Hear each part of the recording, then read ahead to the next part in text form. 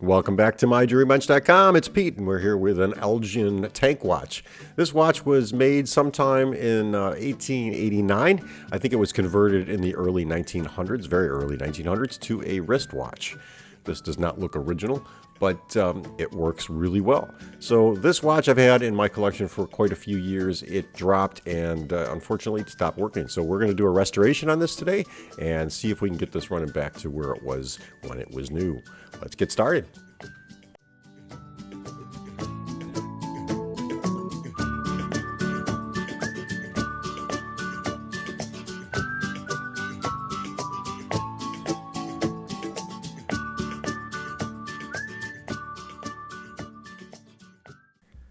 So as always, I'm going to walk you through the steps here. I'm going to pop off the hands. I've already removed the bezel from the watch. Get the hands put away, and we'll take a look at the dial.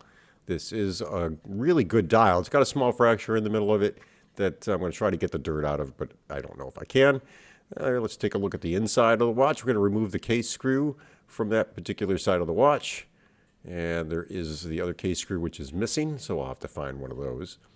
And I'm just going to see if this crown pops out. It does not, so we're going to pop this movement out of the case from the front down, out the back. Got my cannon pinion puller. We're going to use that to pull the cannon pinion off the watch. If you don't have one of these, you can probably get them used on eBay, and I would suggest that you get one of those. It's easier to remove cannon pinions. Next thing I'll do is remove the balance, the complete balance, the cock and the balance wheel, all together as one piece. Be careful here when you're doing this on your own. You want to make sure that you don't damage that hairspring. So you're going to be pretty gentle pulling this one out. It is a small watch and a very delicate hairspring. I'll grab it by the balance wheel and just kind of lift it and pull until I get it off the watch movement itself. And then I can take that and put it in the parts tray.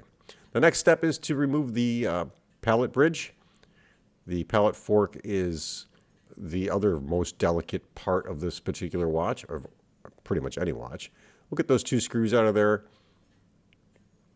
I'm going to gently lift up on the pallet fork bridge and pull that off very carefully. Put that in the parts tray, and I'll pull the pallet fork out. A lot of you guys always ask why I let the watch wind down, and there's a reason I do that. It's just to check the mainspring. If the mainspring is really good, in a very good condition, the spring will unwind the watch really quickly. And unfortunately, this spring looks like it's in pretty bad shape, and it's barely moving this train. Could be just dirt, but I'm pretty sure the spring is pretty bad too. Now we'll grab the barrel bridge, and we'll take the two screws off that hold the barrel bridge in place. Again, I'm keeping these in the parts tray, all coordinated together. Gently lift up on the bridge. You might have to get that from the side. And I'm just going to wedge that up a little bit, pull that off. Then I'll grab the mainspring barrel, pull that out. And there's the winding wheel, so we'll grab that and pull that off. The next is the train bridge. So there's two screws that hold this particular zero size watch train bridge in place. We'll take those two screws off, put them aside. Again, keep all the parts coordinated in the parts bin. And we'll gently pull off that bridge and then grab each of the train gears and put them in that same parts tray with all those pieces that go together. Again, you're going to be careful with these train pieces because they are delicate and you don't want to bend them or break them. Now I'm just going to examine here the clutch system, how the watch winds and unwinds. There's a little pinion there to allow it to release. This does unscrew counterclockwise, just like a normal screw would. We'll put that apart. And we'll take off this little cap there that holds the clutch gears in place. And remember the order of these gears because you'll have to put them back in the same way. The last of the setting gears come out, and now I'm just going to tighten up the dial feet so that the screws don't fall out while we're cleaning. Now this watch is pretty dirty, so I'm going to dip some of the pieces in acetone just to get some of the dried up grease off of them, and then they'll go in the parts tray. And here you can see I'm using a dial sizer, and this is a zero size watch. So pretty good for an Elgin zero size. Again, this watch was made sometime in late 1889. And you can see that little hairline crack there. Now it's time to tackle the mainspring. So I'm going to pop this open and we will get that cover off and take a look at the spring. It's pretty dirty. You can see there's some dried up grease on some of the parts, and that spring looks pretty ancient. It's probably from the 30s. And I'm just going to pull that off. It's kind of hard to work in front of that camera. I kept banging into it. I apologize. So there's the disassembled mainspring barrel. We're going to give that a good bath for about 20 minutes. There's our old mainspring, and here is our new mainspring. You can see the difference. We'll throw that away and get this ready to go back into the watch. So I'm going to use my mainspring winder. I have a pocket watch set of winders. This is a pretty old set that I got at an auction some 25 years ago. It works really well. You can still find these on eBay. A lot of people do sell them. And I would recommend, if you're getting into this for the first time, you buy some older parts or older tools that still work, because you can save quite a bit of money. And here you can see we're winding the spring. I'm using the hand winder here to do that. Never try to put these in the barrel with your fingers, because you can bend the mainsprings and cause damage to them, and the watch will not run correctly if it gets a kink in that. You should always use a mainspring winder. I've seen people do it by hand, but it almost never works out really well. So we're going to get that out, and we leave that little end tip sticking out. Now this is a T-bar end on that, and it also has a hole that holds it in place. So we're going to get this lined up in the barrel. There's that little T that goes through the little notch in the bottom of the barrel. So we're going to line that up. And once it's lined up, I can get ready to hold that in place and pop the mainspring with the release button. So I'm just getting it lined up right now. Sometimes a little tricky on a small watch. Now that that little tab is lined up into the notch, I can get my little screwdriver and hold it in place while I release the mainspring. Click, and it's in. So there's our mainspring. It's in the barrel, and it's set correctly. So now all we have to do is just give it a little bit of oil. I do pre-oil the mainsprings before I put them in the barrel too, so I make sure there's enough oil on the spring itself. This is just a little bit of added protection. Now we'll get the barrel arbor in, and that mainspring arbor goes in one way. There's a little catch on it. Again, I apologize. I keep banging into the camera and it's shaking. And now I'm trying to hold this steady while I'm working in front of the camera. It's a little tough there, but you can see that arbor's in place, and we can get ready to put the cap back on. There's also a little notch on the top of the cap, and that little notch goes and makes contact with the T-bar end of the mainspring. And a little tough to see there. I didn't get it on camera. Once that's seated correctly, you can just squeeze that cap back on together. Now it's time to reassemble the watch. I'm going to start with the clutch system. Let's put a little bit of oil on that so that it'll hold in place in case we have to lift up the watch. The oil kind of acts like a little barrier to hold parts together. If you don't put too much on, just enough to hold them in place. There's a little spring that goes over that particular gear. And we'll put the set gear in, and now this clutch system, here's how I do it. I've got 2 extra gears that have to go on this, and what I'll do is I'll put a little oil on each side of it. And again, that oil will hold in those 2 gears, so when I flip this upside down and put it back onto the movement, those gears are not going to fall off. And you're going to have to lubricate those points anyway, so it's a good idea just to do it while you're assembling the watch.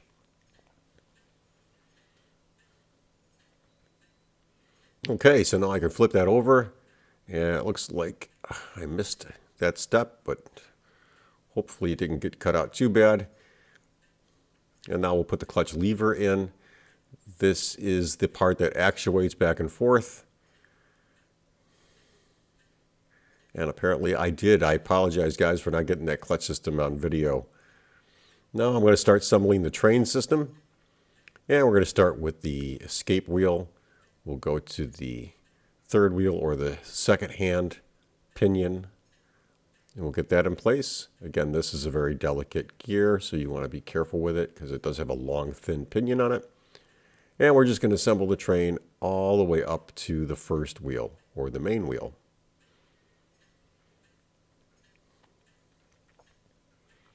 Once that's in place, we can go ahead and get the bridge back on.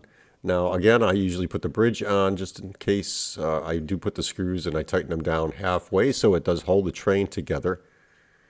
Now, I don't tighten everything all the way because what I want to do is fiddle around with the gears and make sure the pinions are seated in the jewels. This is a 15 joule watch, and I don't want to crack any jewels by putting too much pressure on it. If you're wondering, I'm using these little finger condoms. I don't like them because they cut off circulation to my fingers after you had them on for about an hour. But they don't take up as much focus as the darker gloves I normally wear. So easier to focus on the watch movement. Now here you can see I've got the train in place. So I'm just going to set the rest of the system up. We're going to get that click in place. Then there's the winding wheel for the mainspring that goes in next. Then the mainspring barrel goes on top of that. It'll snap into place. Those are key gears. And I'm going to lubricate where the clutch goes. We'll stick the clutch in place. And then we can put the barrel bridge on. Now the barrel bridge holds the first wheel, the mainspring barrel, and the clutch in place. Those are the three main parts it holds down. Again, we'll get the screw in place, and I'll tighten it about halfway, and we'll go and make sure the gears are seated correctly so that we don't cause any problems or damage to the watch while we're assembling it. Once everything is seated correctly, I can go ahead and tighten all the screws down, and the train should be assembled correctly and seated in each of the pinions and jewels. I'm just going to give this a little bit of a push just to make sure the train is free and works clearly. Now I'm going to go oil all the pivot points, which would be the barrel, the first gear, second gear, third gear, all the way down the train anywhere there is an oil point. I'll flip it over and we'll do the other side just the same way.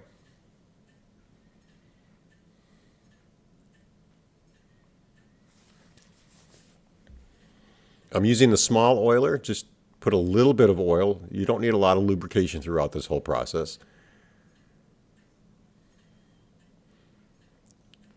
Now that that's done, we're going to test it again, and everything should be a whole lot more free, and the gears should turn much easier. Now let's go on to the pallet fork. So this pallet fork had a little damage to it, and I was able to fix it really quick. And I put in a little bit of shellac on it to hold the jewel in place. One of the jewels was loose, and that must have happened when the watch dropped. Now we'll put the pallet fork bridge in place and the two screws that hold that. And again, we're going to tighten those down about halfway. And then I'm going to double check that the pallet fork is seated correctly with the pinions in the jewels and not kinked where we could tighten it down and break something.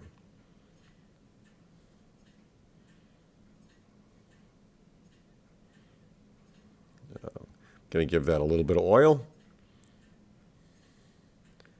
And I know it's seated correctly, so now I can tighten it down. Just going to give it a little test too while I'm going back and forth on the screws just to make sure that everything is free and works good. And I gave a little bit of a wind, so now I can just test this pallet fork and make sure that the escapement wheel turns in the correct position.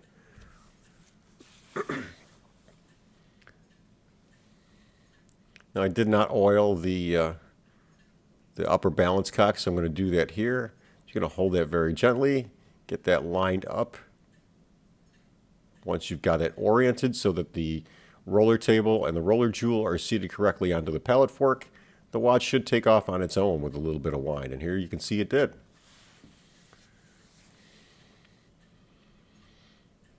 I'm going to tighten down the balance cock, and the watch should be running really good at this point.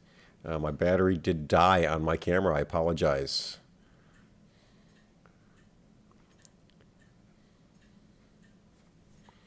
So you're not going to see me assemble the entire watch, but here we go with the complete movement running.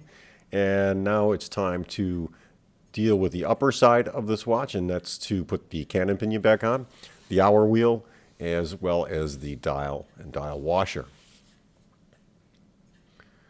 So here you can see I'm putting the hour wheel on now. The cannon pinion was the first gear I snapped into place. So I'll get that hour wheel on and get that seated in position.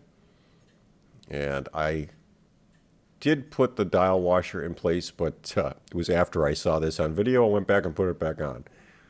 So just be aware that even the guy who does this 10 times a day can forget to put a little part in once in a while. Once that dial is seated, I'll go back and tighten up the dial feet so that the dial is attached to the movement frame.